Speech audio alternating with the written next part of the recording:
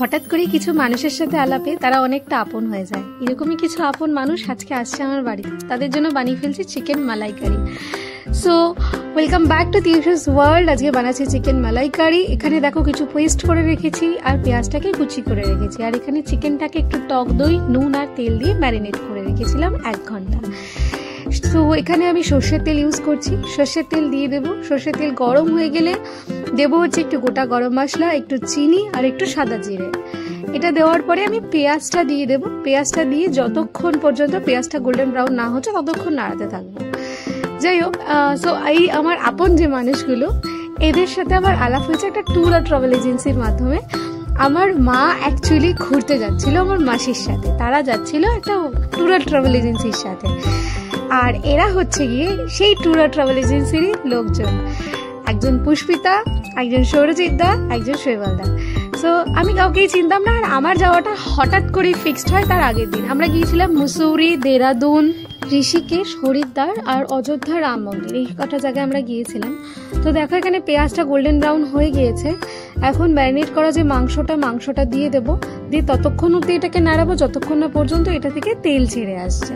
ঠিক আছে, যে ওদের সাথে ওই যে আলাপ, তারপরে যে একটা ভালো বন্ডিং তৈরি হলো, মানে তারপর থেকেই তারা যেন আমার কি করে আপন হয়ে গেল আমি নিজেই বুঝলাম না। তো তারাই আজকে আসছে আর তাদের জন্যই বানাচ্ছি আজকে চিকেন মালাইকারি।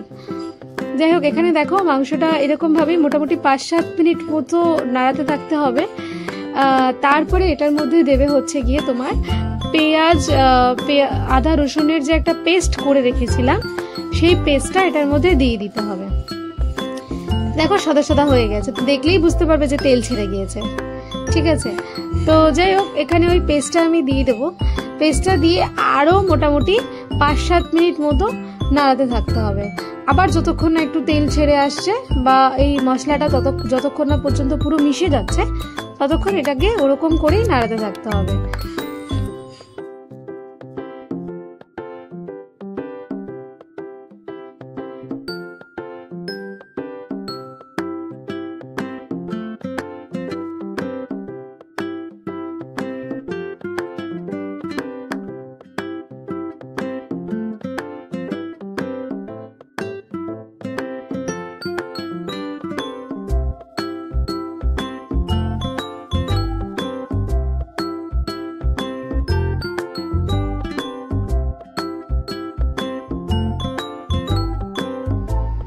দেখো মাংসটার মোটামুটি তেল ছেড়ে এসছে পেঁয়াজ আদা রসুন দিয়ে কষানোর পরে। তো তারপরে আমি ওই যে পেস্টটা করে রেখেছিলাম কাজু বাদাম, পোস্ত আর কাঁচা লঙ্কার, সেই পেস্টটা দিয়ে দেবো। এই পেস্টটা দিয়ে আবার একটু কিছুক্ষণ নাড়াবো, আবার একটু কিছুক্ষণ কষাবো। তারপরে কিন্তু এটা আমি গরম জল দেব না, এটাতে আমি দিয়ে দেবো একটু গরম দুধ। আর এটার মধ্যে আমি হলুদ কিন্তু দিইনি। যাই হোক, এটা দিয়ে নাড়িয়ে চাড়িয়ে নিয়ে আমি এটার মধ্যে হালকা গরম করে রাখা দুধটা দিয়ে দেব।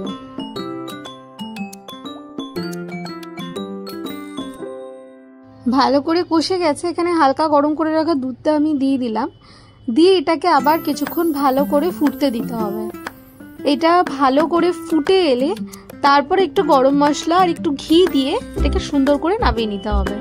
তো এটাকে ফুটুক আগে। বাকি আমি ওদের কিছু পিকচার শেয়ার করলাম তোমাদের সাথে। ছিল বৌদি, শৈবালদা, পুষ্পিতা, সৌরজিৎ দা, আমার মা, বোন, বর, আর ছিল মাসি। তখন মাসি ফটোতে নেই কারণ মাসি আসতে লেট করেছিল।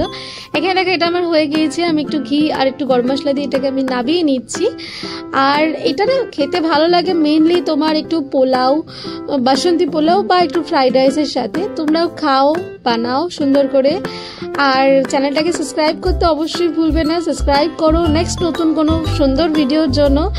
আর দেখো আমি ওদের পিকচারগুলো তোমাদের সাথে শেয়ার করলাম। দেখা হচ্ছে নেক্সট ভিডিওতে উইথ আ নিউ রেসিপি। আর এই ছিল ফটো ফ্রেমটা। সো আজকের জন্য বাই।